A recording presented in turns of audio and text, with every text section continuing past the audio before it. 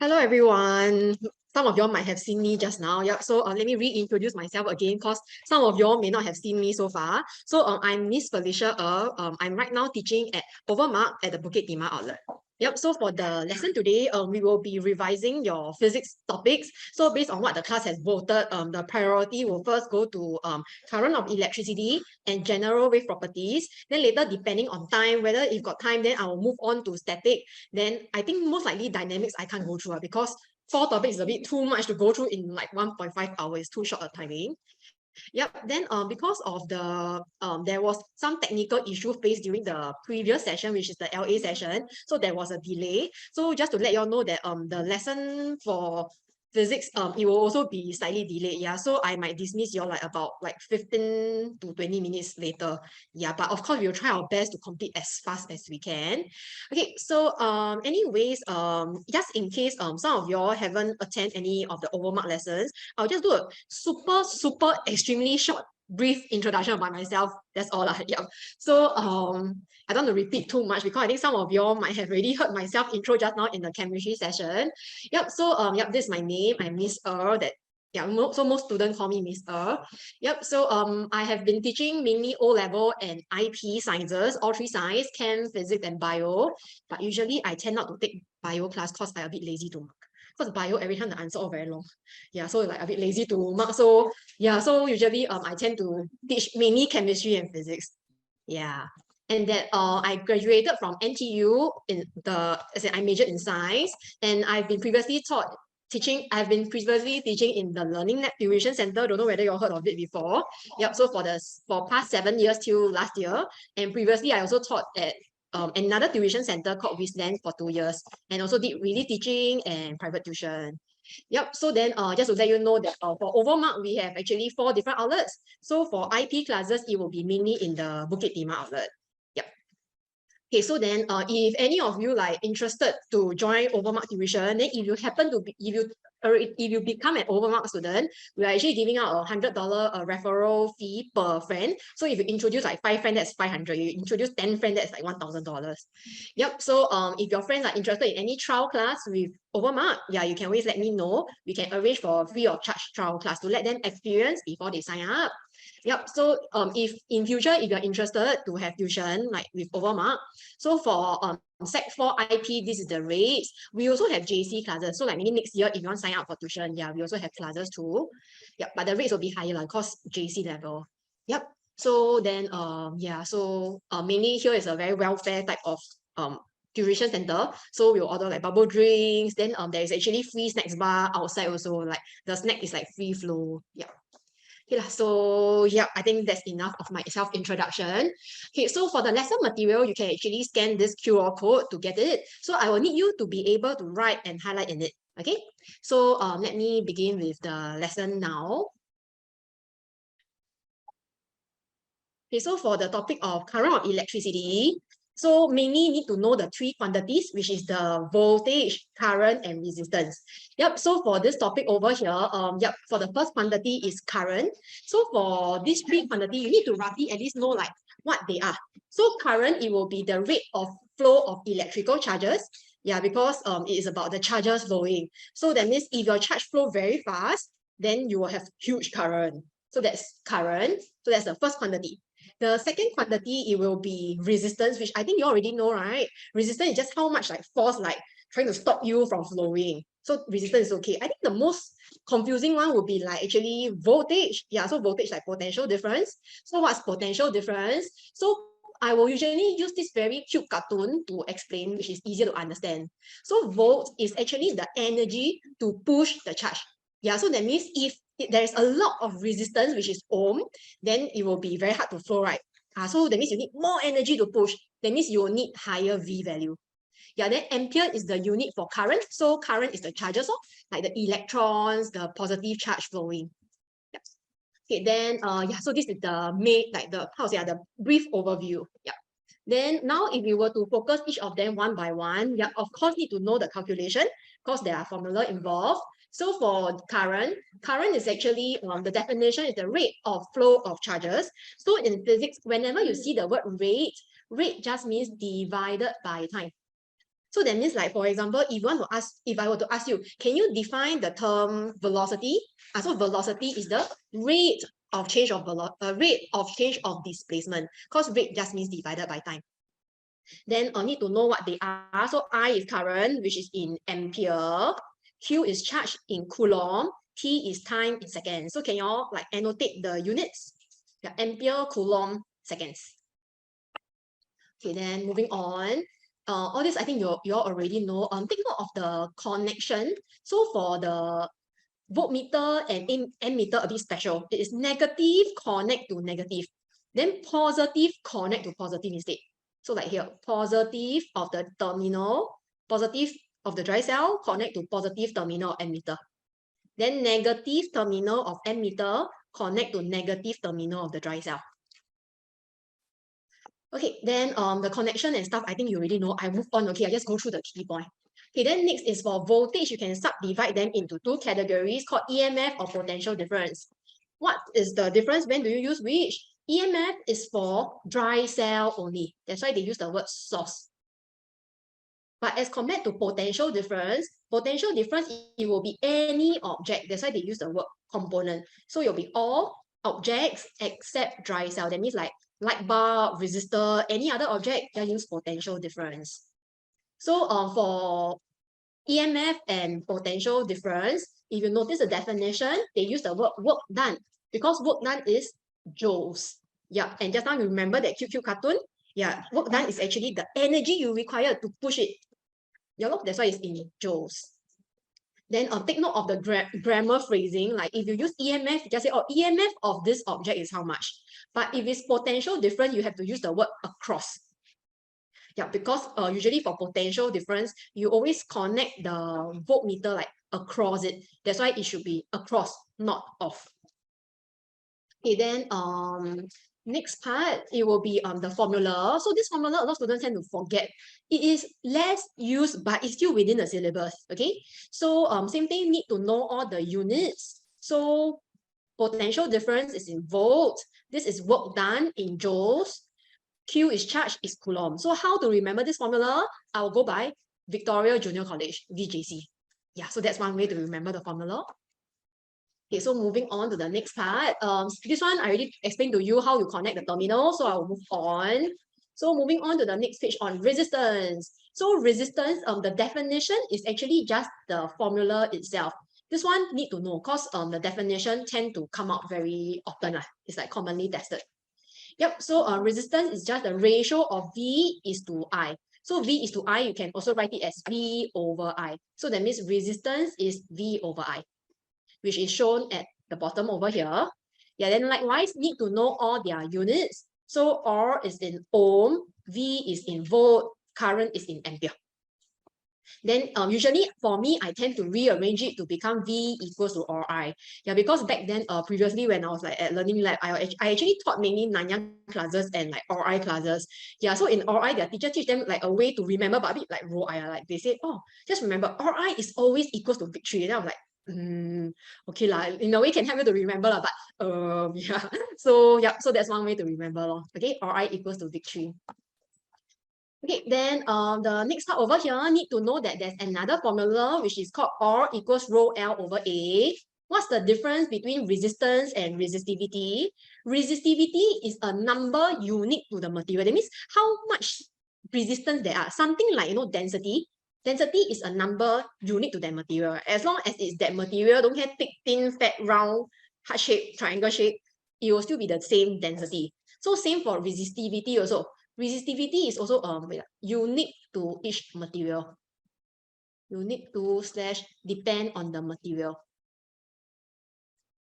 Yeah, so as long as it's that material, it will confirm be that same value for resistivity. Yep, so it's just a inborn nature of how much resistance the object has. But when you look at resistance, right, you need to take into account all factors. So you must include resistivity, length, cross-sectional area, everything in.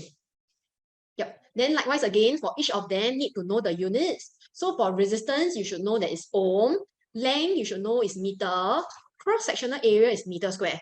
So what is the unit for resistivity? You do your math. Because left side don't have meter. That means right side, the meter must somehow cancel off.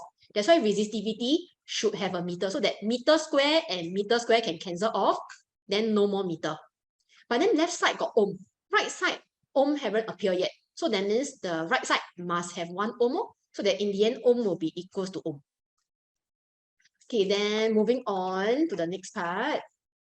So over here is resistors. Sorry, I have like a word that somehow got chipped off. Maybe can you help me to add it in? Yes, what's your question? Oh yeah, sorry, you printed out already. Where to take?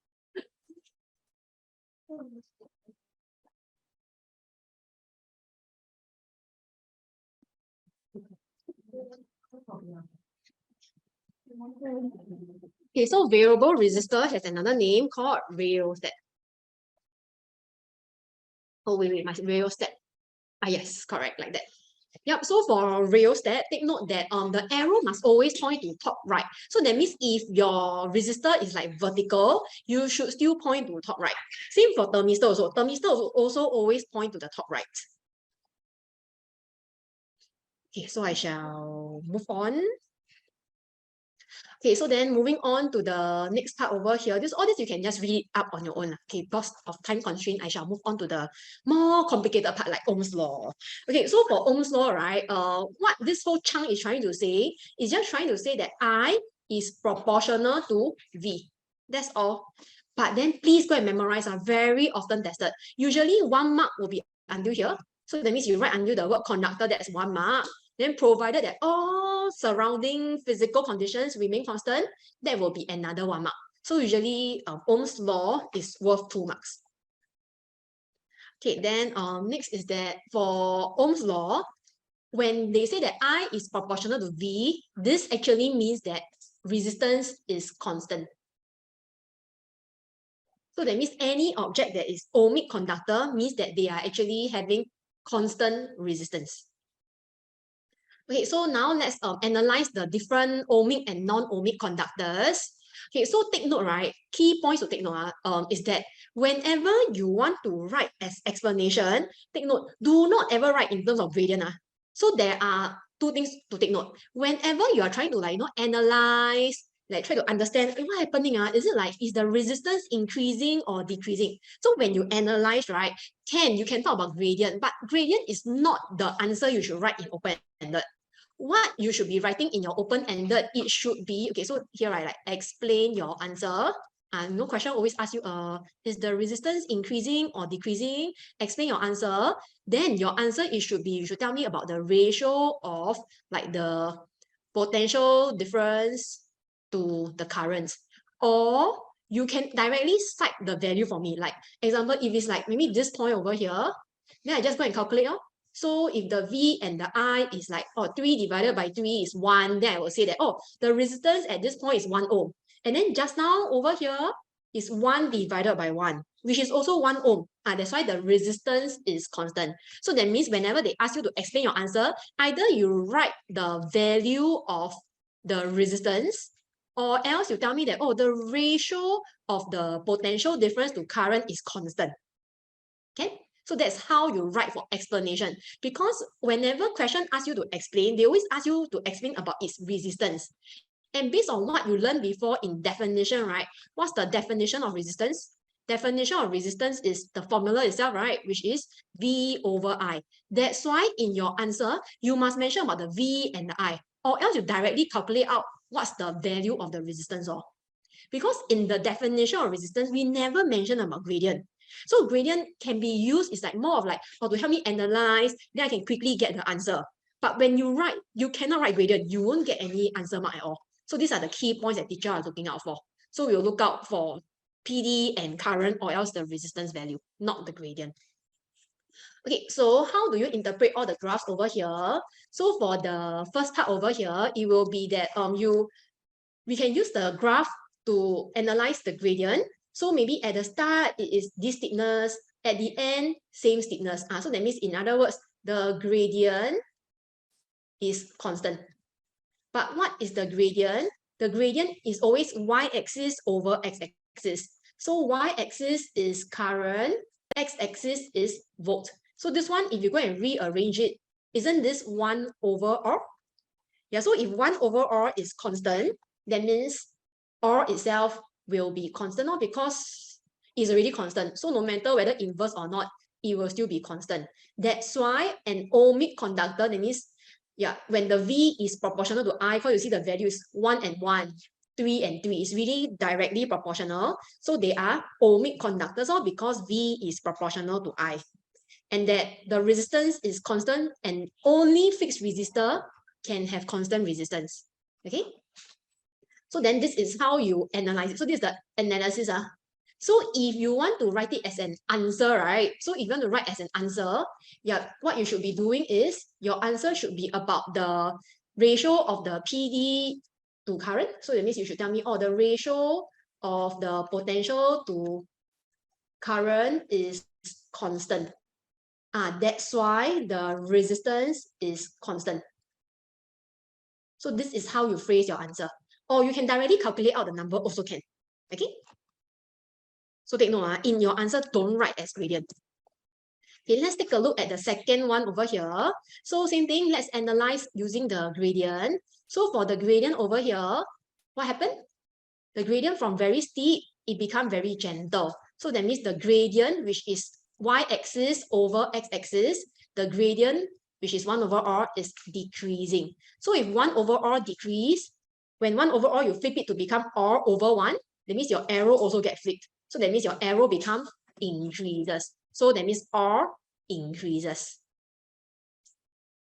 Okay, so then likewise also, if they were to ask you explain your answer, so for your answer, you should say that, oh, the ratio of potential difference to current, since our answer is increase, right? Then just write increase. That's why R increases. And so this is how you phrase your answer. Okay, then for the next part over here, you're done copying. For those online, if you're not done, maybe you want to take a screenshot because I'm moving on. Okay, so moving on to the next part over here for thermistor and semiconductor diode. So what are these two objects? It's mentioned over here that they are actually non-ohmic conductors. What does it mean by ohmic versus non-ohmic? So ohmic, as mentioned, the resistance is constant. But then if it's non-ohmic, non-ohmic means the resistance will change. So over here, there is this thermistor. Thermistor, as the name suggests, thermistor comes from the word thermometer or thermal energy, right? That means the resistance will change according to the temperature. Yep, so that's why you need to know that it is always an inverse relationship. Is that when temperature increase, resistance will decrease. Same for the next chapter, which is DC circuits. When you learn light-dependent resistor, also when light increase, resistance is decreasing. So just remember that all this kind of transducer, like thermistor as well as LDR, the physical condition and the resistance are always directly inverse. Okay. Yep. So then next is diode. Diode over here. As you can see from the symbol, diode means your current can flow to the left because the arrow means, yeah, can flow. But once I want to flow to the right, cannot, because there's a line that is blocking me, so I cannot go to the right. So this is to control an alternating current, which you will learn it in practical electricity, that actually our wall plug, right, the one that we use to charge phone, switch on the TV, switch on the aircon, those plugs are actually alternating current. Means the current sometimes will clockwise, then sometimes anti-clockwise, so you will keep alternating between clockwise and anti-clockwise. So in order for you to make sure that the current is only one direction, you can use a diode to make sure that current can only flow leftwards, but not rightwards. Okay, then, yep, so yeah, mainly like that. Okay, so let me now explain to you the graph, or anyways, yeah, diode, as mentioned here, diode is that current will only flow in one direction. Okay, so let me now explain to you the diagram over here. So for filament lamp, how come the resistance will increase? Is because when, okay, usually question won't ask you resistance increase, but how to help you to study, you know, because like you got a lot of things to memorize, and then you just memorize by heart without understanding, a bit hard to remember. Okay, so how to understand such that you can memorize it is that you just take it that filament lamp, you know, when you keep on like supply it more current, then it will like get hotter and hotter, right? if got more current go in, then the light bulb will be brighter and brighter, and the whole light bulb will be hotter and hotter. That's why for light bulb, don't go and try to touch it. You touch it, right, really will have blister one because it's very hot. Yep, so for light bulb generally is that the greater the current or voltage is that it will be higher temperature. Then when higher temperature, it will result in higher resistance. Cause, right, your particles, when it's hot, they will vibrate more vigorously. Because this is filament lamp. Filament lamp is like metal wire inside. Then you all know, right, metal is always solid. Solid vibrate about fixed position. Yeah, and then since it's a metal means got free electrons trying to flow through. Yeah, so if your atom vibrates so vigorously, called super hot, then I have this electron that is trying to flow through. Then do you realize the atom cause keep vibrating? I try to flow up, I collide to an atom. Then later the electron try to go down, but then because you keep vibrating, then later collide to the atom. So that means the electron can never ever pass through. Yeah, that's why when temperature increases, the vibration is so much that it disrupts the path of the electron. Then electron cannot flow. Yeah, so that's why for the filament lamp, resistance is higher because the current cannot flow through. Then for thermistor is that they design it in a way that is opposite of filament lamp. They design it such that the resistance will decrease. Yep, so for thermistor, same thing also. Let's analyze it versus the actual answer. So for analyzing, it will be we look at the gradient to get the fastest answer. So gradient is y-axis over x-axis, which is I over V, which is 1 over R. And what happened to the gradient? From gentle, it became very steep. So that means the gradient increases. So since 1 over R increase, means R decreases, right? Because you flip it. Okay, so now we know, okay, R decrease. But how do we write as an answer? So for explain part, yeah, same thing again. You just follow what we have written just now, Ken. So you can write about the ratio decreases, sorry, I'm a bit lazy to write out. So it's the same thing, okay, ratio of potential difference to current decreases. That's why the resistance decreases. Okay, so this is how you write for the explanation. Okay, then moving on to the right side over here for semiconductor diode. So they are trying to say that if the current is in the negative region, they cannot flow at all. That's why it's like 0. Then when direction of the current is correct, like positive, then yep, current can flow. Okay, so over here, same thing. Also, let's do the analysis. So for the analysis for left side of the y-axis, this part over here is that what's the gradient? Gradient is horizontal, means gradient is 0. Yep, so if 1 over R is 0, you press calculator. So if it's if you flip it, so now it's 0 over 1, right? You flip it, isn't it 1 over 0? So you press calculator, 1 over 0, it will be error. Why error? Because the resistance is infinitely high. So that's why the resistance is so high that current cannot flow through. Yeah, also that's why you can actually control the current to flow only in one direction. Okay, then for the right side over here, the analysis, likewise, gradient is equals to I over V, which is 1 over R. I'm just copying exactly the same. So now what happened to our gradient? The gradient from very gentle, it became very steep. That means the gradient increases.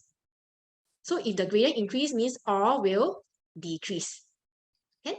Yep, so that's why yeah, over here is that, yeah, because you are flowing in the correct direction. It's in the positive direction. That's why you purposely lower the resistance so that more current can flow through. So from super high resistance, I quickly try to lower my resistance so that current can flow through. Okay?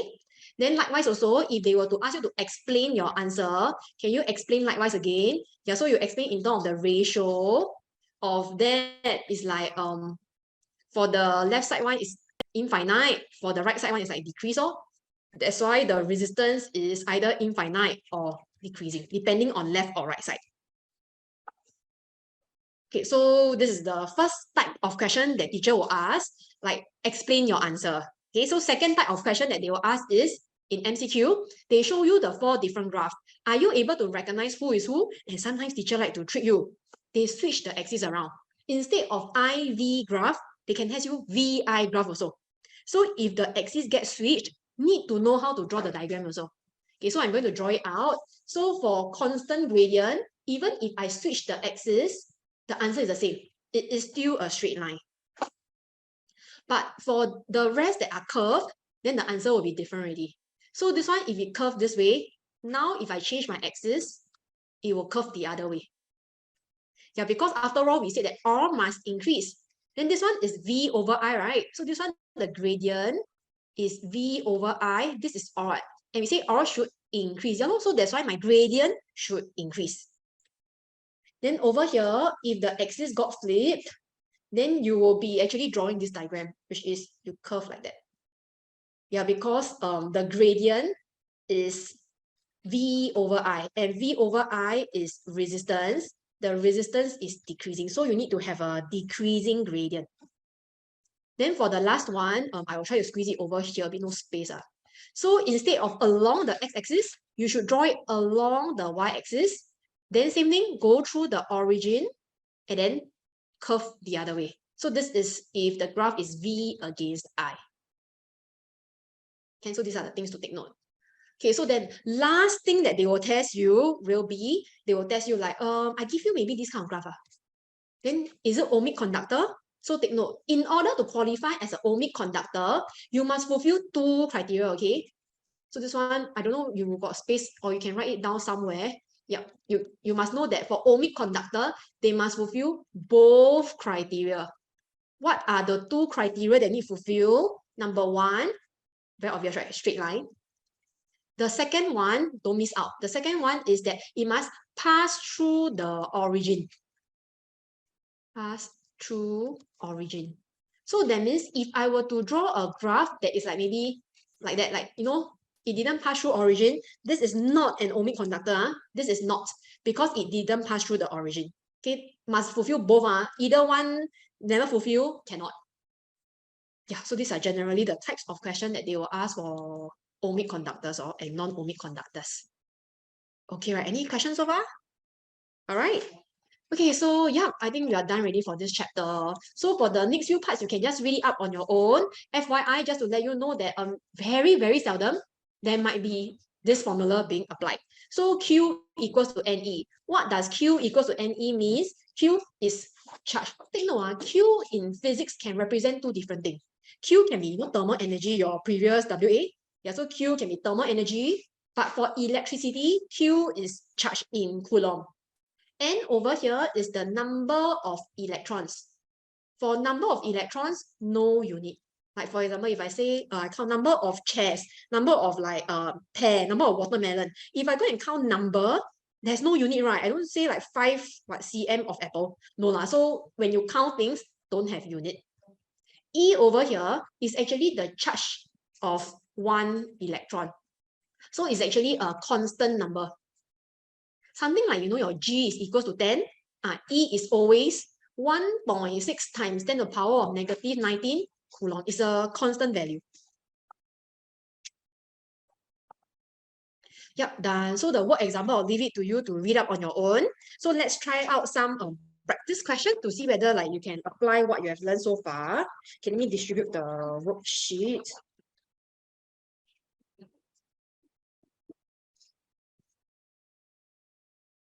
So for those of you online, you have the worksheet review, right? Okay, I'm going to let you know which question number to do. Give me a moment.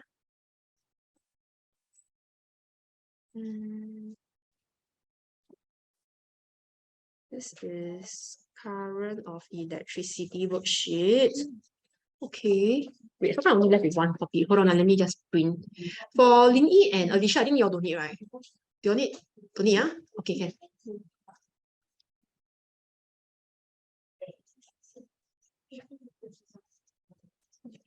Maybe I think you take one first for your. I'm printing out the other two. Okay, let me see which question can you all do. Hold on. I'm finding my answer key.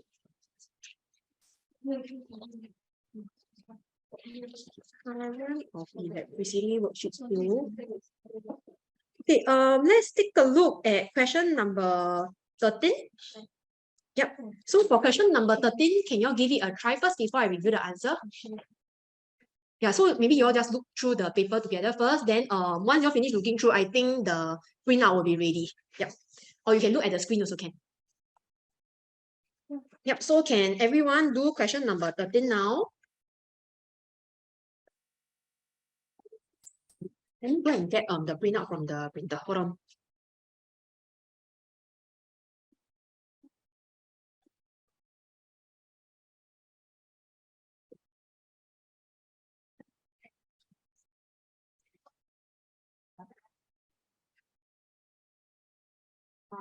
One set or one more set. By the way, if any of you feel urgent, you want to go toilet, you can go now actually, okay? Yep, so once you are back from toilet or and done with this question, then I will start to go through the answer. Yep, so since your test is really near, I want you all to try out. Yep, then later I then go through. Yep, I'll give you a try first. So this question is actually quite long. It's like 3 pages. Yeah. Yep, so you all do this question now, but question 13.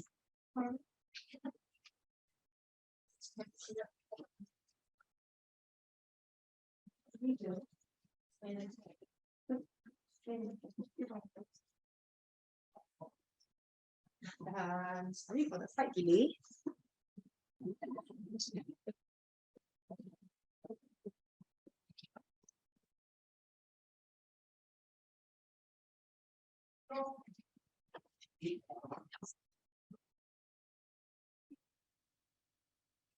Okay, sorry. On second thoughts, I think I want to go through it so that like at least everyone can complete it at the same pace. Then we can move on soon. Because later you start in one question, think very long, then like yeah, then time flies. Okay, so anyways, I believe all of you have at least read the question, right? Okay, so let's directly answer the question. So using the data from figure 13.2, take note, in physics and chemistry, whenever they say using data from figure 13.2 or they show you table or graph, you must always what thing? Must always cite the values, okay? So must remember, not only for physics, for chem, for bio also. Yep, then now they ask you to state the relationship between current and PD. Okay, so maybe let's identify the relationship first. What do you think is the relationship? What's the relationship?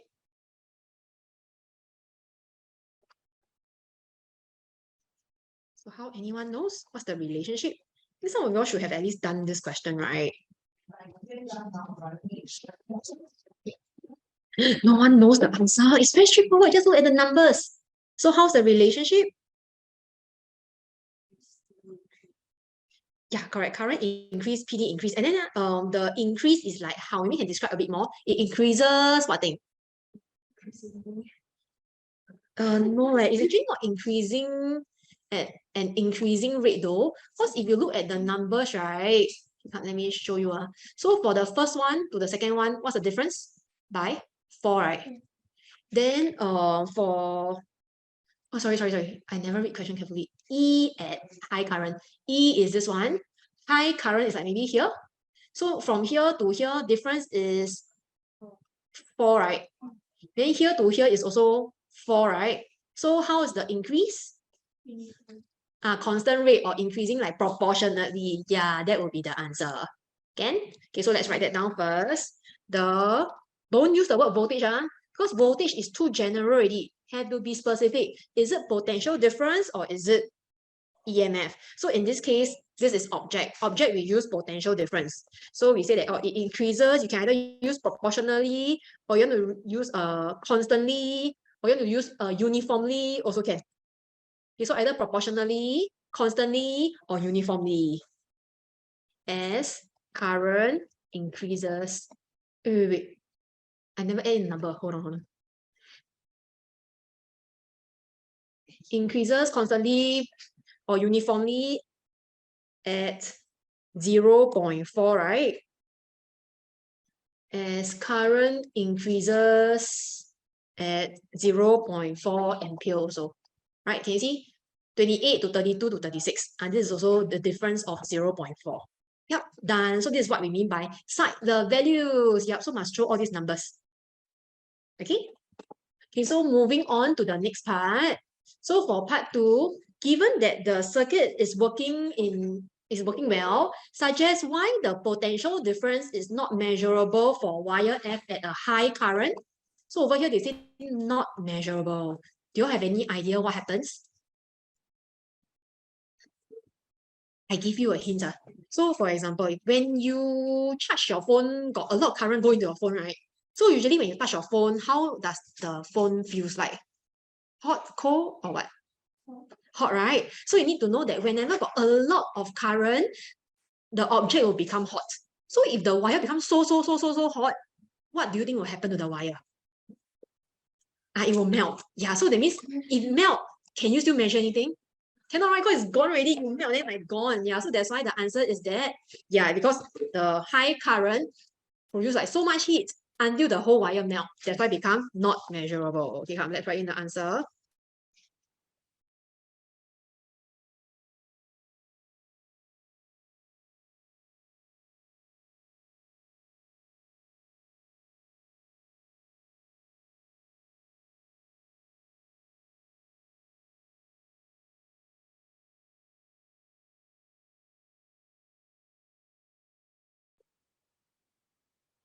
Moving on to part 3. This one, can I leave it to you to do on your own? Because it's just calculation, very manageable, 1 mark only. Moving on to part 4. Draw and label a suitable electric circuit diagram of the experiment setup to give the readings of one of the wires in figure 13.2. So maybe can you tell me what item should we draw? A battery for sure, so that your whole circuit can work, right? So besides battery, what else should we draw? Correct, the resistor. But what kind of resistor do you know? Like got fixed, got variable, right? You said resistor, yeah, resistor, correct.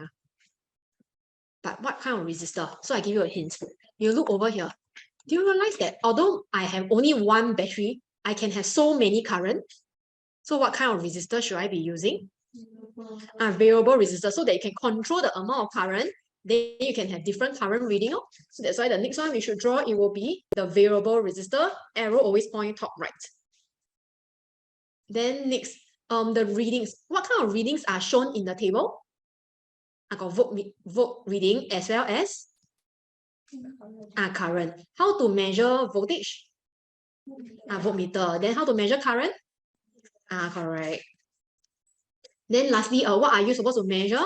Measure the wire. So maybe you can just draw like like a more like black thicker line. Yeah, because wire is usually straight line. But then if you draw the same straight line as your circuit diagram, then like I cannot differentiate between the normal copper wire and this special wire.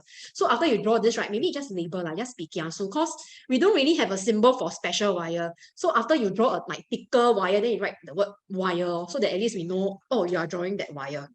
Okay, yeah, so done. So I'll leave it to you to give it a try at home on your own and draw it in. By the way, just a reminder that whenever you connect in parallel, right, make sure that whenever you draw, it must have a, how to say, like this black color dot to show that it is actually a connecting wire. Okay, must have these 2 black color dot to show that they are connecting wires. Okay, so moving on to part 5. So they said that in one experiment, both the wires and a 1.5 volt dry cell were connected in series. Deduce the current flowing through the wire and explain your answer. Okay, so for this part over here is that because this time round they have the wire and a dry cell put side by side. Yep, so that means how to say this one is actually linked to DC circuits. Actually is the next chapter after current or electricity. Yep, so let me just go to the question. Okay, so when they say that you have a 1.5 volt dry cell. Yep, so for 1.5 volt dry cell, that means you need to find out, because for voltage is in the next chapter, is that voltage will actually split in series. And this time round, the question mentioned that you connect in series, right? Yeah, then over here. Then they say they were connected in series. Do you want to highlight it? So when connected in series, the V value will split. So that means, in other words, the dry cell must be able to supply to the 2 wires. Okay, so that means, in other words, the EMF, which is a dry cell, should be equals to the voltage of wire E and the voltage of wire F, because V will speed up. So that means like depending on how many objects, then they will split accordingly. So now, how can I get 1.5 volt? Because this is 1.5 volt, right? Okay, I write below instead. So 1.5 volt equals to both plus together. So that means you should look at the table when both plus together, which one is around 1.5? So what's that current? Because they ask you to deduce the current reading. It's 2 ampere. Yep. So that's why the answer is 2 ampere. Can you all see it? Because in the row of 2 ampere, you take a look.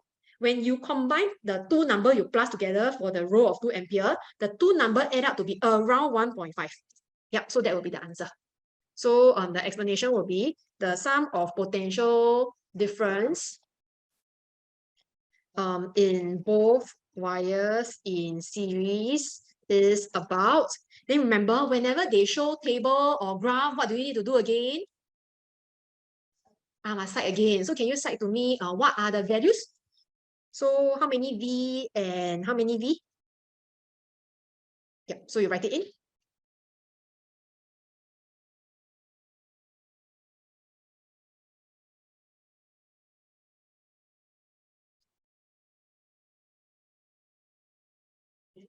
Like that. So done for this part. Okay. So moving on to part B. Sorry, maybe y'all look at part B first. Oh wait, oh no, I got signed out of the Zoom account just to check. For those online, are you able to hear me still? Maybe can let me know because I suddenly had this pop-up signal that says I got signed out. Can y'all hear me still for those online? Can okay, oh luckily. Let me just let the teacher know that don't log into the Zoom account anymore in case I really legit get logged out. Yeah, because yeah, right now mine is like it appears to be logged out. Yeah, this is what I've received. But anyways, while I go to and tell the teacher, can you look at the next two parts and give it a try?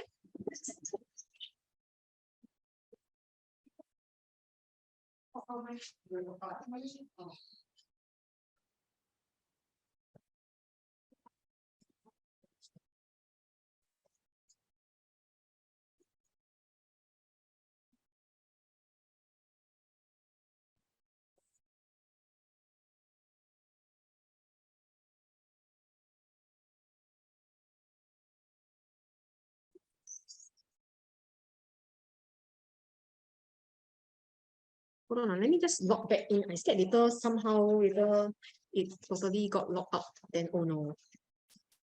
Where's my wait, hold on.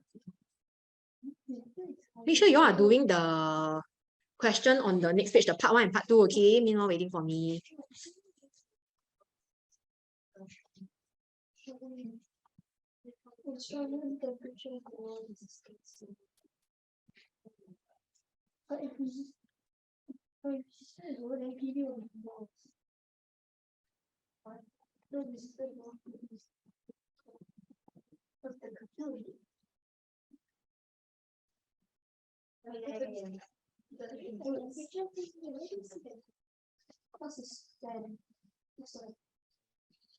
Okay, I managed to log back into the Zoom. Okay, let me continue.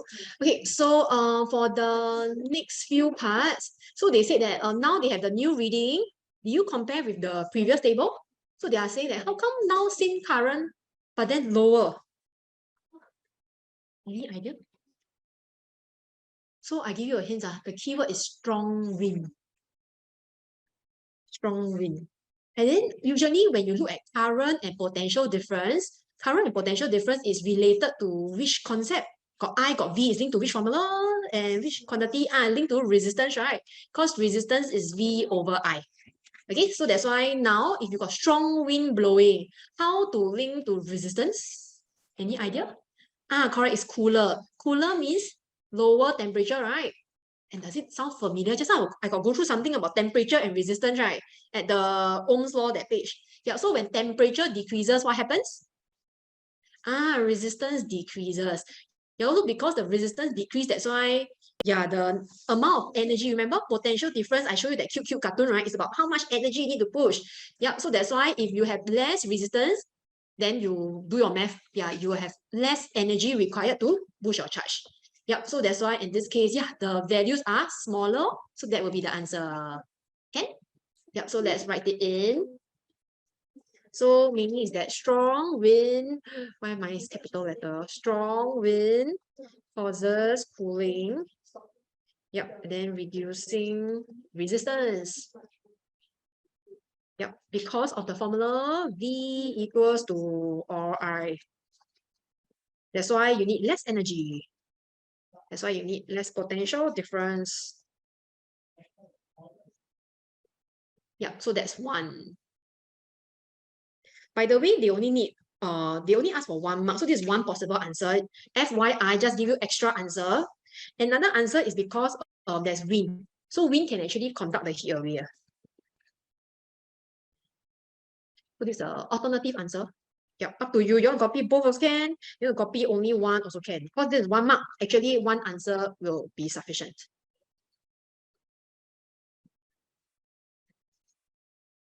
Okay, so moving on to the next part for part 2. Okay, so for part 2, oops, cannot see. Okay, so they're asking you suggest one other difference that is seen for the readings of potential difference at values of current greater than 0.8 ampere as compared to those in figure 13.2. Okay, so right now, can you go and compare the table? You go and look at the 0.8 ampere. What happened? So here, 0.8, I can read, right? Got number. Earlier on, the 0.8, what happened? The 0.8 also can read. Then you compare the numbers, can this set of number, which is 8 and 30, versus here, which is 6 and 26. So mainly is that the number became smaller, right? Yep, so one point is that because it increases smaller, so eventually, right, when you were to reach maybe the final part, so maybe you reach until over here, do you think the values are still the same? So what happened to the behind section, like over here? Maybe the last 3 rows? What do you expect? Like what kind of change do you think there will be? By the way, those online can also chip in the answer, okay? You can type it in the chat. So how, if all the numbers all became smaller, so towards the back, what happened? I cannot hear, sorry.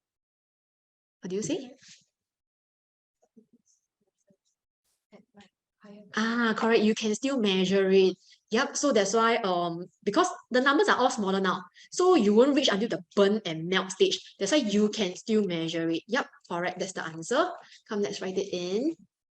Okay. So it will be that this is figure 13. The new one is 13.3, right? Yep. 13.3 is now able to measure the potential difference of currents previously not measurable.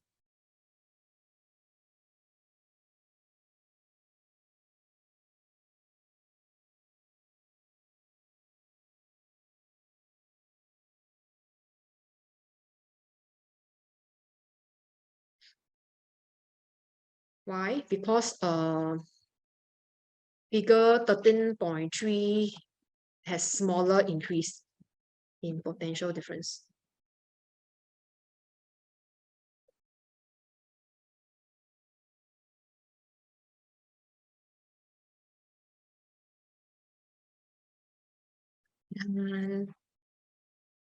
So the rest of the questions, I'll let you give it a try on your own. So yeah, you can give it a try already. Then I'll provide you the answer key towards the end of the lesson. Then you can actually check and see your answers. Okay, so done for current of electricity. So let's now move on to these the static electricity which you all requested. Okay, so for the static, you're done copying, right? I changed the screen. Okay, so let's move on to static electricity. You take first, I print out one more copy for you.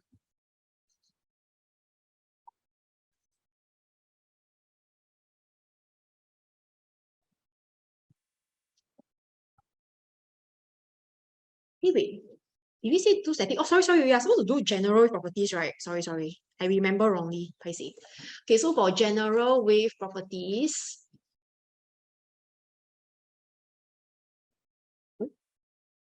you same thing you take first. I'm printing out one more copy.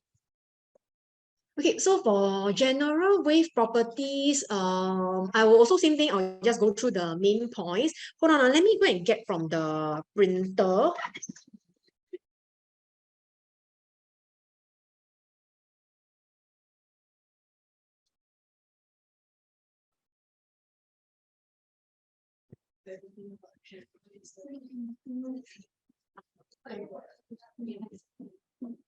Run out of paper. Okay, I think I'll just go through first. Okay. Then later maybe you'll just copy the writings over. Sorry. Okay, so for the topic of waves, the front part is easy. I think I'll just move on to like the more complicated and then more difficult parts. Okay, so all this you all know, right? I think anyone need me to explain or go through all the terminologies here? If not, I directly jump to like the calculation, the drawing, this kind of question. Okay? Okay, come, let's take a look. So over here, they said that the diagram shows a water wave moving from a deep region to a shallow region. Why does the wavelength change? So things to take note will be that you need to know the difference between deep versus shallow water. Okay, so can you follow me and draw this table? Yep, so for the table, it will be like that and like that. Yep, so we will be going through what happened to the different quantities. Just a small one will do. Just like that. Then one side for shallow, one side for deep water. That's all. Yep, so can you copy this in first? Okay, I'm going to check on the printer.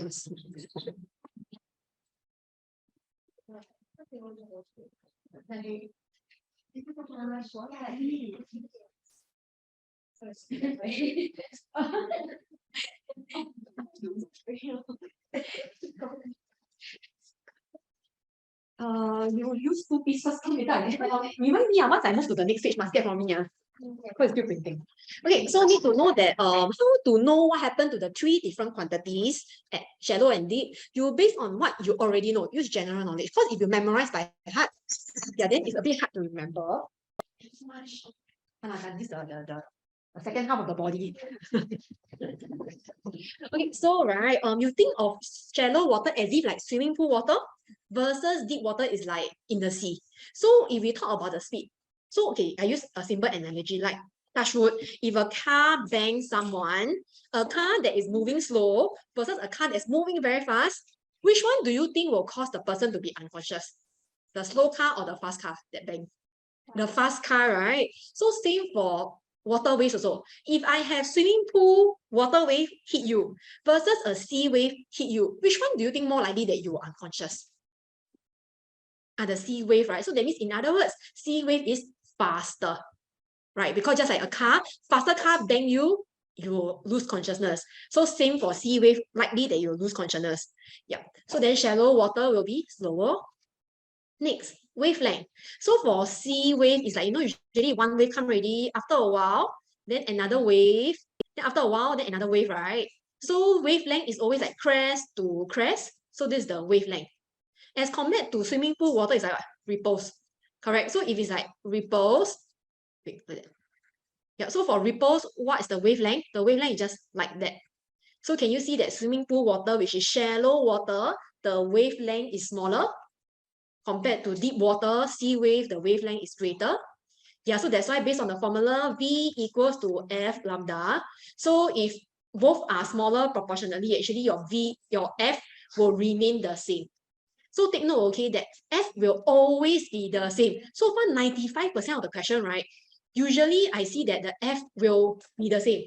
Very seldom the F will increase or decrease. So in your WA, if they ask you what happened to frequency, then you don't know, right? Just write same, usually should be correct. Why? Because frequency, right, only change when your source change. That means like, for example, if I have an object that dip in and out of water, trying to make my water wave, only if my source going to change, like maybe I go and vibrate more vigorously, then of course, yeah, the frequency of your wave will change. But normally is that we can only change one variable in experiment. If you change the depth, all other factors, including the frequency of the object that dip in and out to make the wave, all other factors should remain the same. That's why if only that same, everything else remain the same, by right, the source, which is the frequency, should be the same. So only change when source, oops, miss out one word, change. Okay, so frequency will only change when there's a change in the source. Yep, so like that. Okay, so that's the first part. So that's why these are all the wave fronts. So from wavefront to wavefront, it's like crest to crest. So this is one wavelength. As compared to here, this is one wavelength. So as you can see, when shallow water, the wavelength decreases. Okay, then next, how it bends, right? Yeah, so how to tell how it bends? So what you do is you just like take it that this is like the like topic of light, then there's like a surface, then usually we need to draw in the normal first, right? Correct, remember the reflection topic? Yeah, and refraction topic, so you draw in the normal. Okay, so right, for the wait, sorry, actually I shouldn't be drawing it here. I should extend out this line. Sorry. So you extend out this arrow, right? Wait, this is not a very good diagram. Hold on. Let me see whether I got another diagram that can show the angle. Okay, I think I use this diagram here because I need this line. So that means usually you need to have this line and reach your surface. But this diagram here, this line doesn't reach the surface. Then I a bit hard to explain to you. So I jump a little bit, okay? Because I need this line to reach your surface. Okay, so now if I have the line reach the surface, so this page, can you all flip one page? Okay, so now if so what you need to do is whenever you have any waves, right, you draw out how your wave is. Because can you see if this is like one crest, then that you have another wave, then like this again, sorry, very ugly the drawing. Yes, but I think you can sort of visualize, right? That means the wave are all moving this direction. Yep, so based on this line, you then draw out the normal. So the surface is here, normal should be something like that, 90 degree. So where is the angle of incidence? Angle of incidence is always between the ray and the normal, between ray and normal, not with surface. So ray and normal, this is like the so-called angle I. So that means where's the angle R? Same thing, between the ray and the normal. So this angle R. Yep, so then since we mentioned that whenever you go to deeper water, everything become big, right? The speed become big, then the wavelength also big. Yeah, so everything big. So including the R should also become big. Okay, so that's why can you see the angle is bigger than the angle of incidence? But take note, okay, don't base on the wave front. You're supposed to draw the direction of the wave, then find angle I and R. Okay, so that means you must always draw a 90-degree line. Then from here, you navigate. Clear? Yeah, so that's how you tell which direction the water will bend. So like for this question, they are asking you, I clear the screen. What's the wavelength in the deep water? So since they give you the wavelength, the speed, and speed, so how to find the wavelength is because frequency is the same, right? Frequency initially is shallow water versus frequency in the deep water. Frequency is always the same.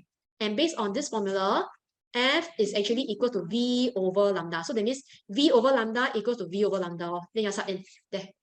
You got 3 values, find the 4th value. Okay, so that's how you solve it. Done. What do you that you all don't understand? Angle of refraction. Don't need the exact angle, but just need to know that the angle of refraction became bigger to know like which direction it bends. Because overall, when you go to deep water, everything just become bigger. The speed, the wavelength, the angle also. Yeah. That's to guide you like how much to bend. Okay, so I shall move on. Okay, so over here, yep, so same thing, they change in the depth. They need to know what happened to the wavefront. Yep, so because this time round is a gradual decrease in depth as compared to just now. Just now it's like here I suddenly have an abrupt change. Something like this one, it will look like this side view. If I have a container, that means right side here which is shallow, maybe I put a glass block. Sorry, my diagram very ugly. Okay, so it's like in my container, then I put a glass block. So that's why it suddenly become like shallow versus deep. So this is how this diagram is like. So it's a sudden change in depth. As compared to this diagram, it's a gentle decrease in depth. That's why your wavefront, right, it will be a gentle decrease also. Can you see the spacing slowly decreases? As compared to above is an abrupt decrease. Like see here, just suddenly change. Can you see the difference? Okay, so then so I'll leave it to you to read on your own. The explanations are all inside. Okay, so next over here for transverse wave. So I think once you see transverse, then you see perpendicular, like perpendicular is the correct answer, right? But take note, okay, teacher can actually trick you. For example, right, if I were to change from instead of particles perpendicular to wave, if I say that energy, do you think is it still perpendicular? You all think is it still perpendicular? Yes or no?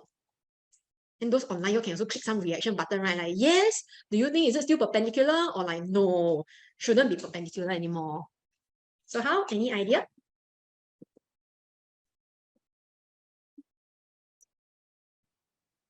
So no one knows. But you're having your type 2A soon. Still not sure? Okay, so the answer is it won't be perpendicular anymore. Why? Okay, so let's take a look. What is the direction of wave motion? This one, right? The blue one. If my transverse wave is like that, how my energy move? My energy also move like that, right? Do you agree? Because like if I keep on swing up and down over here with my hands, wow, my hand very ugly. Okay, so if I swing the rope up and down, you can feel the energy is going to the right and the wave also going to the right. And do you realize that if this and this both point to the right, these two lines are parallel. So just be careful, okay, that don't just see the word perpendicular, then you choose correct. Teacher can purposely write this, what? Energy perpendicular to wave motion. Then you know MCQ, then later you go and pick this, then wrong now. So be careful, must know what and what is perpendicular. Okay, so it's the particle and the wave or the energy is perpendicular to each other. But if it's energy, then it will be parallel to the wave. Can? Okay, so moving on to the next one, which is longitudinal wave. All this work example, I'll leave it to you to read on your own. By the way, just to take note that this is a kind of very common question, is that they say that the wave move this way. Then can you find out what happened at the next moment? So what you do is, so your teacher should have taught you by just draw the wave next to it. Yeah, so you just follow the direction. If they say move left, you draw on its left. If the question say the wave move to the right, you draw on its right. Then next is you go and take a vertical line that cuts through your point of interest. So I'll take a vertical line, pass through my point P and point Q. Then I'll find out where is the new point of intersection. So the new point of intersection will be over here and over here. So for these two new point of intersection, I'll realize that, oh, from P to the new one, this is moving up. From Q to this new one is moving down. So the motion will be P is upwards, Q is downwards. Okay, so this is how you always solve for identifying what happened to the next moment. Okay, then next is also need to know what happened like 1 period or 2 period later. Yeah, that's like this kind. Like 1/4 a period later, what happens? Or half a period later, what happens? So I'm going to draw out on a blank screen. For those online, maybe you want to get like a post-it. Yeah, or else for those physically here and those online, if there are some like more empty page, you can also draw it in. Or maybe at the cover page might have like some space. I'm going to draw the graph. Please draw it big because if you draw it small, it'll be very confusing. Okay, so I draw about half a page size. So it means if you're using post-it, please use a big post-it. Yep, so try to draw like about half the page of A4 size. Yep, so now let's draw in how the wave will look like at different amount of period later. Okay, so I will take the black color one, original one, to be like, you know, original, like 1 period or 2 period or 3 period later. So the black one is also known as the original graph. Draw it big, okay? Because if you draw it very small, then later you draw more graph. I'm going to draw a lot of overlapping graph in this same region. If you draw it too small, you really cannot see your graph. Okay, draw it as big as possible.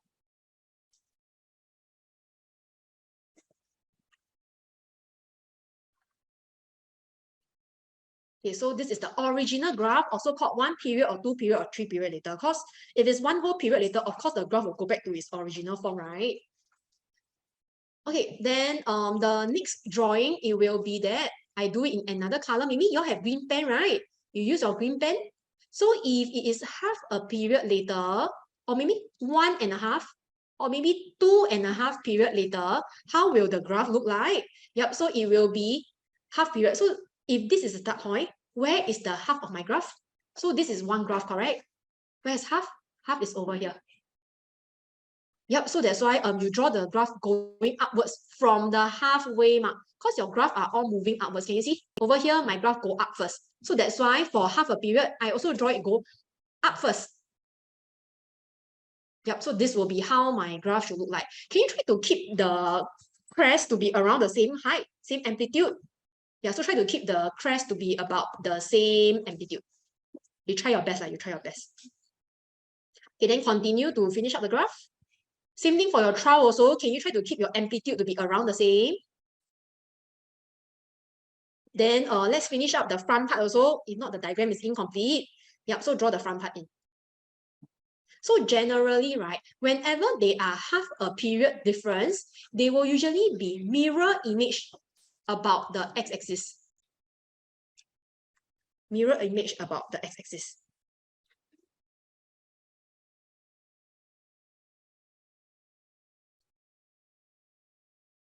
Okay, then moving on to the next one. I think maybe you got other color pen or something.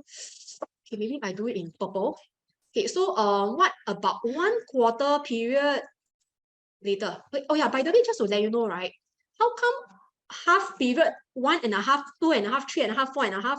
How come the graph looks the same? It's because you ignore the number in front. Because 1 period or 2 period or 3 period, right? The graph is the same, right? So you ignore the number 1, 2, 3, 4, 5. Because the graph is the same. You just need to look at the fraction behind. If it's half, then it will be mirror image. Okay? So next is 1 quarter period. So 1 quarter period, it will be, you find where's the 1 quarter mark. If this is halfway mark, 1 quarter period will be over here. Yep, so then same thing, the graph should always go upward first. So it should go up like that. Yeah, then you just continue. So that means whenever it's at the crest, it will be at equilibrium. Then whenever it's at equilibrium, it will be at the trough, something like that. So it's like always opposite. From 0, it becomes maximum. Then at maximum, it will reach back 0. Can you see? When at maximum, you reach 0. Then when they are at 0, you will reach maximum. Yeah, so it's always opposite. Yep, then once you are done, you also complete the front part of the graph. Make sure you complete it, the front part also.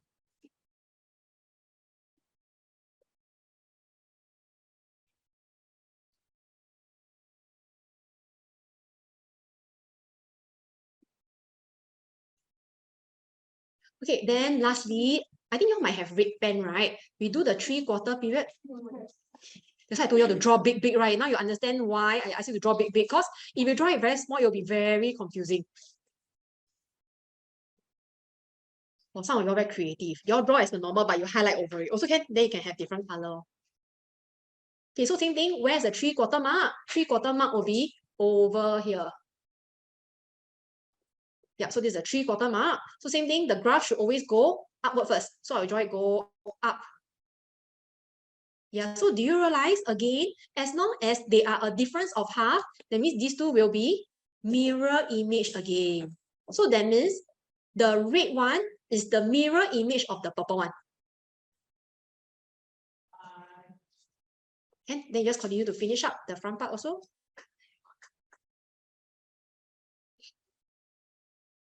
Yep, so this will be the answer. Done.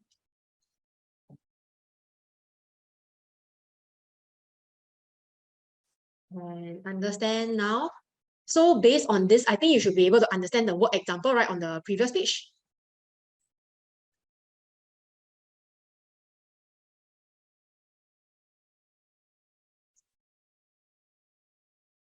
So everyone done copying, right? I changed the screen. Anyone still need me to hold here? No, right? Okay, then I continue. Okay, so continue on to the next part. Yeah, I think the rest generally are okay. Yeah. Oh yeah, I wanted to tell you about this sound wave part. Need to know about, where is it? Hold on. About the sound wave, need to know what happened to compression and rarefaction. Yep. So for compression and rarefaction, okay, so I'm going to write here. So for compression versus rarefaction, oh wait, okay, I just write out. So compression versus rarefaction. First, need to know the pressure. Yep, so for compression, pressure is highest, and then rarefaction pressure is the lowest. And then next is wait, let me just directly find. I'm gonna go through with you all this question that I did with my class. Hold on, let me click open it. On this, hey, wait, how is in this worksheet? Give me a moment, for a short while. There's this compression rarefaction question. Lemma is okay. Then oh okay, I remember where I see it already.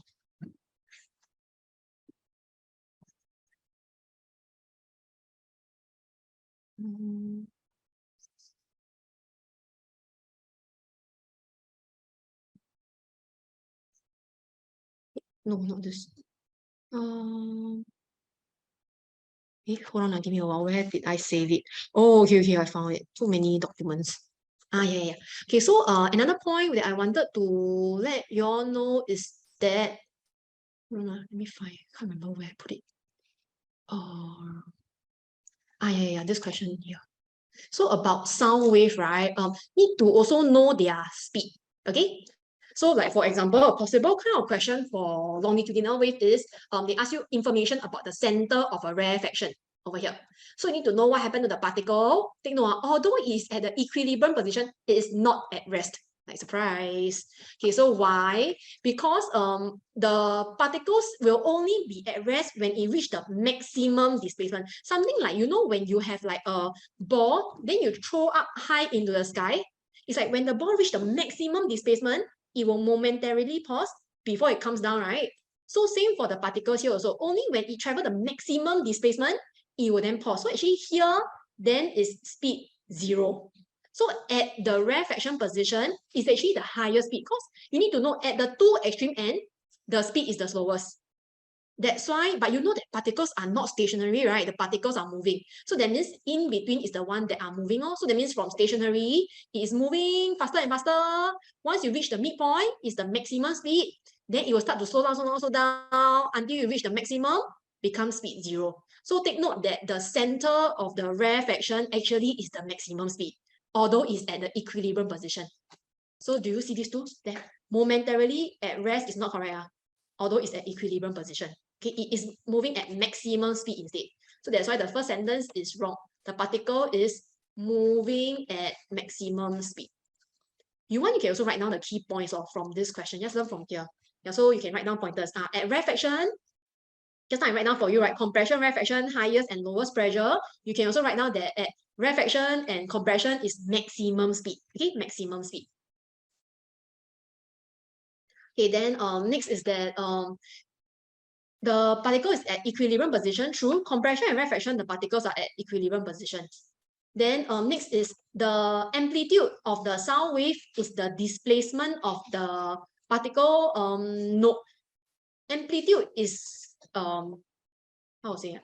Because for the amplitude at the rarefaction, it is 0 displacement. Yeah, so if it's 0 displacement, then it's not the amplitude of sound wave, because the amplitude of sound wave is the maximum that you go. But at rarefaction is the 0 that you go. Can you see? Rarefaction is you move 0, but amplitude is you move maximum. Remember the definition of amplitude, it is the maximum displacement. So amplitude is the maximum cm. But right now my cm is 0. So 0 is not the amplitude. Okay, so that's why option 4 is incorrect. So only this 2 is correct. Yep, like that. Okay, so remember, so at maximum displacement, the particle are momentarily paused, similar to like a ball thrown up. Okay, so let's continue back to the notes. I think yours should be done copying. Yep, so we just add on to over here that what we have written. Okay, then next is need to know the graph. I think one of my graph labeling is like incorrect. It's displacement time, correct? Okay, I think the second one that is wrong. It's displacement distance graph. Sorry, I just copy and paste and I never change. I see. Yeah, so can you help me to amend it? If I just copy and paste the title without changing. So the bottom one, the bottom graph, the title, can you help me to change? The bottom graph, bottom graph. The top one is correct. It's the bottom one that is wrong. Change to displacement distance graph. I think you know how to read the graph, right? Need me to go through this part. Can I like move on? I move on. Okay, then all these are work examples. Can you go and read it up on your own so that you can better understand the topic? Yeah, so done. Okay, so let's now move on to the practice questions for general wave properties. Let's try out like a bit, then after that I will dismiss you soon. Yeah. I think I need one more copy also. Okay. Let me let you all know which question number that you can do while waiting for me. This is general wave properties. Where's my worksheet? So this one.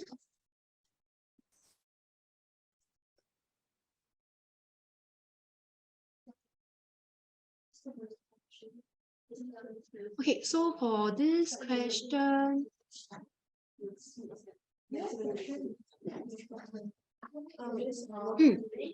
oh yeah, you can make a move then. Do you need any of the answer key for today's worksheet? I think you have it all, is it? Any of the worksheets that means out of the 4 chapters, like which chapter you do the worksheet, then I give it to you. The general wave property, is it? Oh, okay, can. Give me a moment. Wait. Let me just choose a question that I can let you all do, then I can go through later. Okay, can you all do this question number 13? Yeah, can you all do question number 13 now?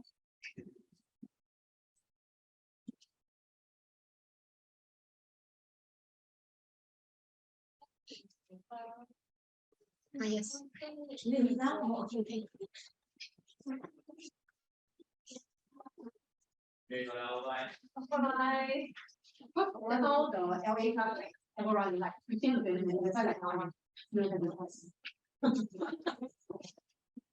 Okay, you want to worksheet, right? Let me give your worksheet.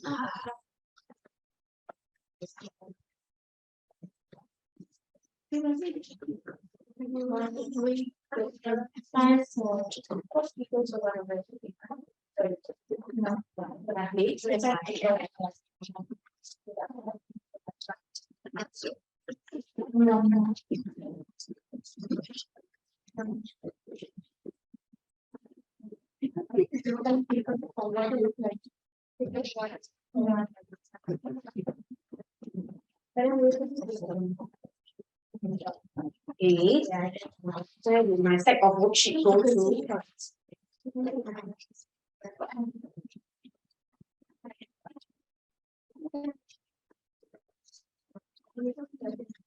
So weird. My worksheet went missing. Hi.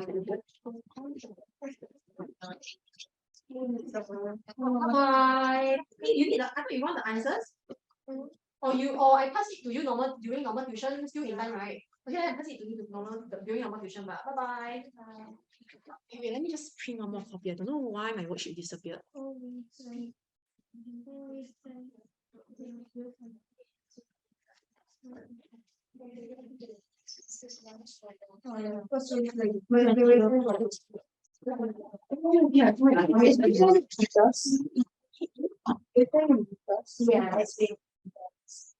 we need cover 08. Sorry, don't miss out how many copies for this week. Just need one more. No problem.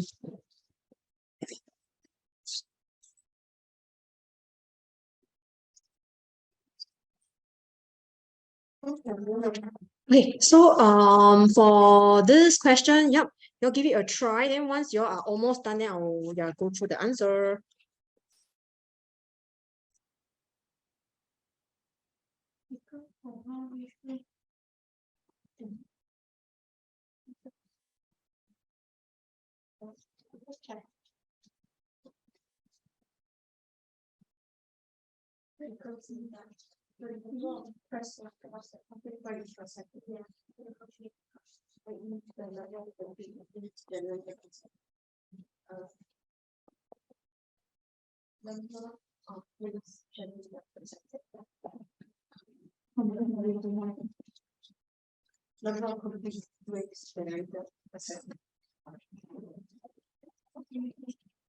Can you get the paper back?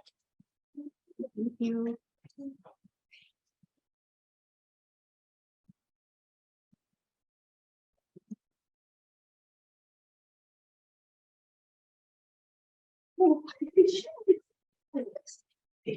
They'll suddenly have explosion in the class.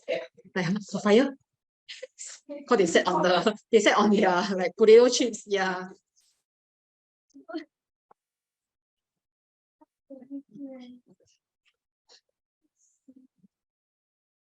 Anyways, once you all finish this question, I go through, then I'll dismiss you already. Yeah, so for the other two chapters on static and dynamics, I actually have given you, I have given you all the notes. Yeah, you can use it as a supplementary reading if you find that your school notes are insufficient. Yep, then I will also give you, I also have given you the practices, the worksheet. You can also give it a try. Then after you're done trying, then you just check with the answer key, which I'll be revealing soon at the end of the lesson.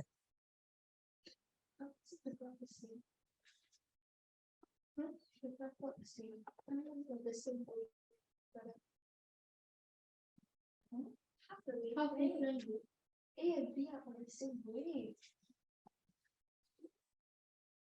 Half the wavelength. The distance between A and B is half the wavelength. They're the same wave. There's no change in the. Not that. A and B are half the wavelength. The distance between A and B is half the wavelength. It's the same wave. What? By the way, for those online, once you are finished with question number 13, can you click the raise hand button to let me know? Yep, so raise hand when done with question 13. Yep, then once you are done, then I'll go through the answer.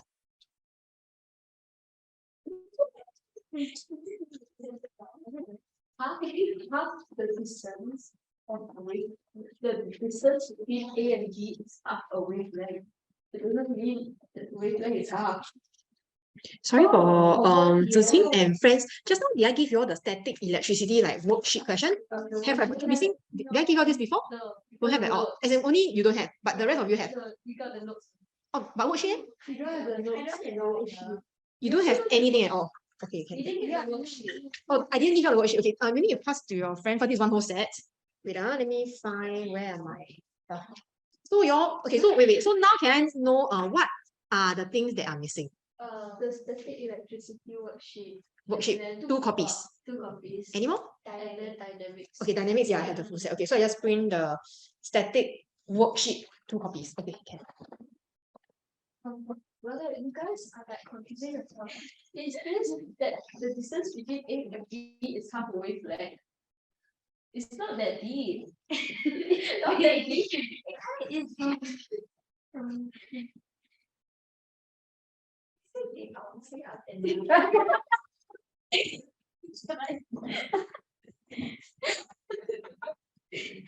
Oh, 是吧？是这样子。那你就是一样的。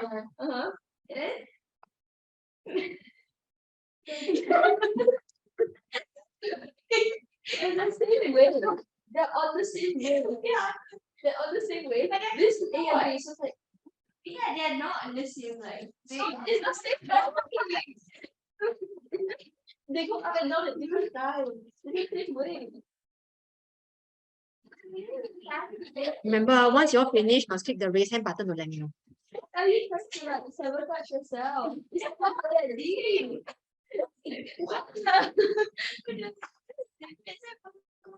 Very study.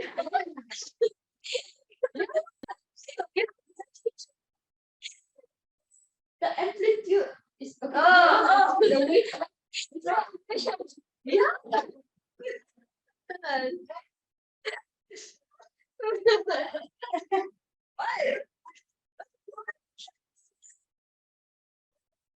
It's the same. It's not half. No.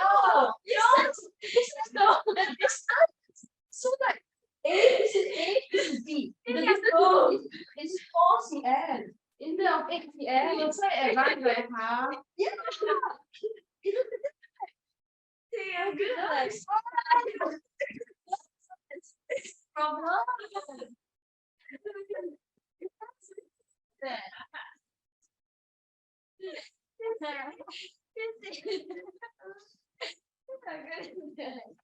If still not done, You think about it because right, it's a team, concentrate and do your work.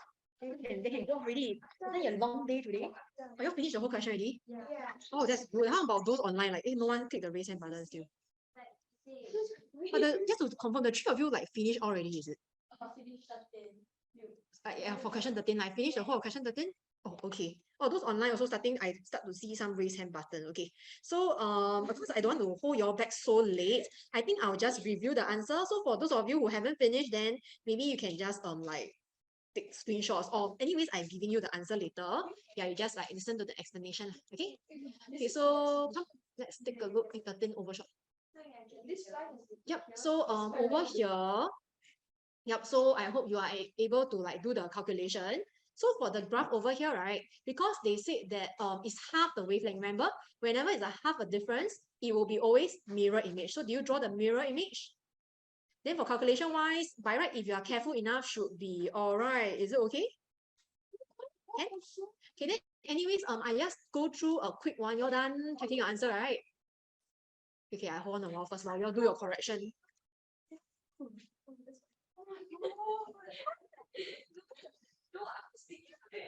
I just draw wrongly. Okay, so should we?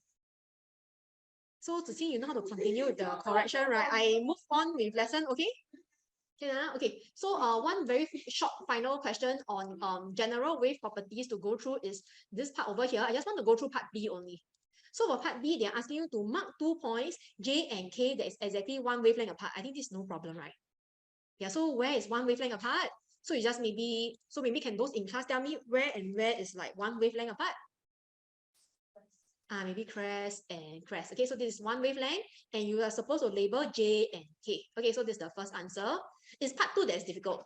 So for part 2, they're asking you mark a point L where the velocity of the rope is the fastest.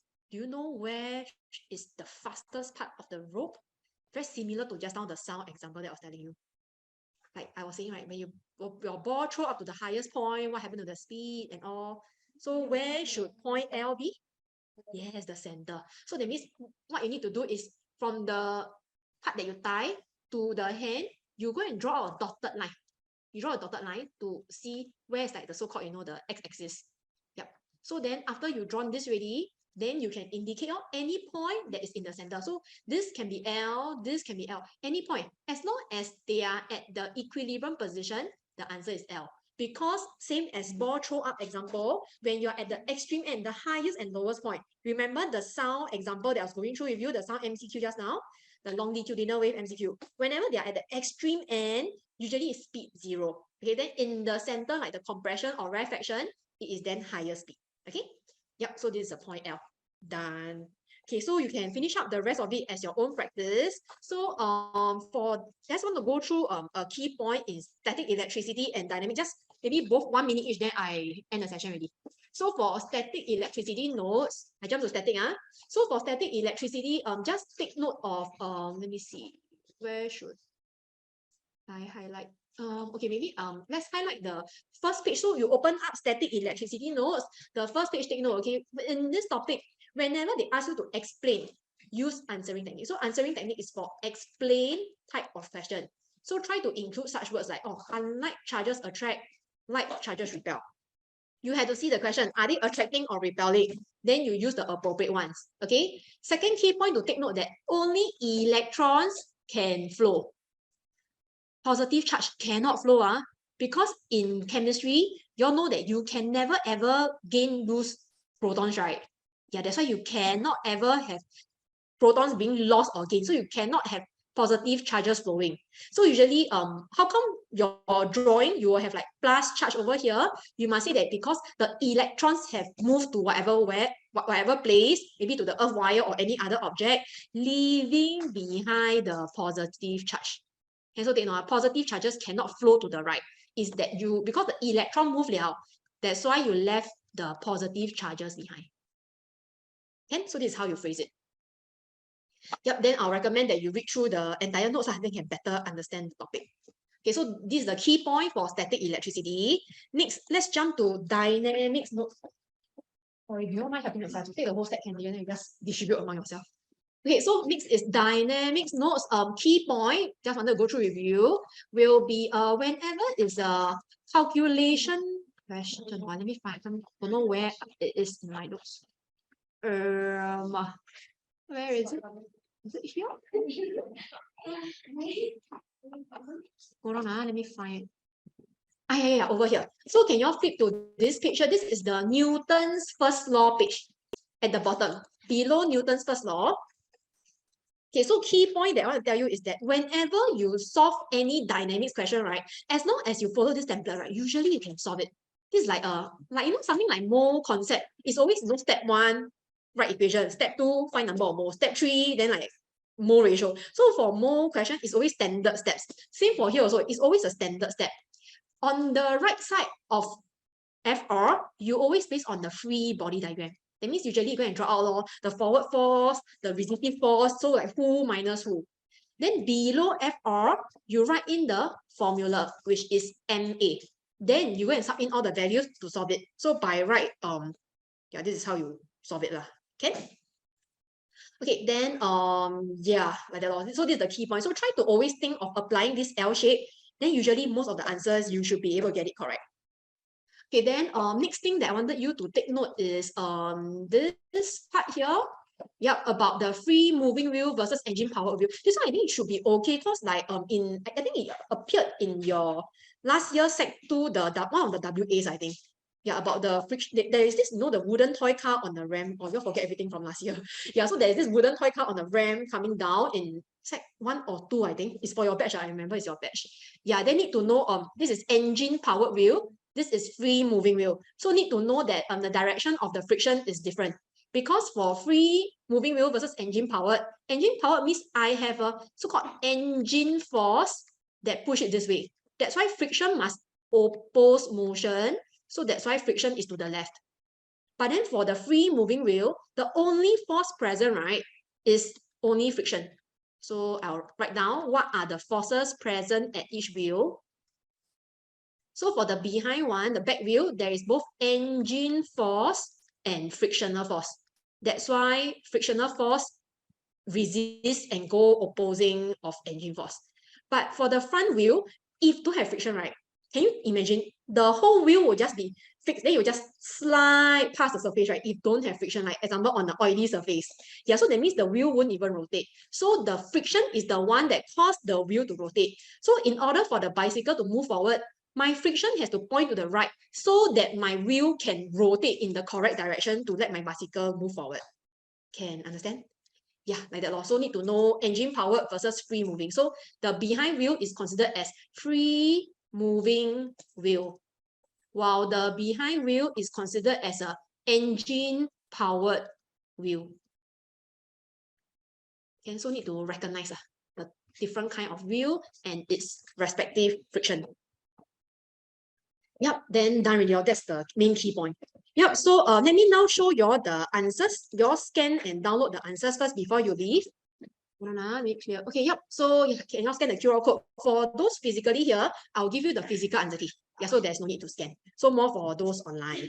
Yep. So hope that you all managed to like learn something new and hope that the lesson today is beneficial for you. Yep. So in future, if you all feel that like you need tuition or you find that the lesson's very good, yeah, then you want to sign up for class, yeah, just you can just drop a text to me since all of you have my phone number. Yeah, or you can directly contact Overmark also can. Yep. So right now I actually have Sec 4 physics class on every Wednesday at 7:30, as well as every Thursday at 7:30. Yeah, so if you want, you can join me then. Yeah, so that's all for today. So thank you for coming. Some of y'all stayed until very late, right? Yeah, for like consecutive 4 sessions. Yeah, so all the best. 加油 for your WA. Hope you all can score well. Yeah, so signing off then. Bye-bye. Thank you. No problem.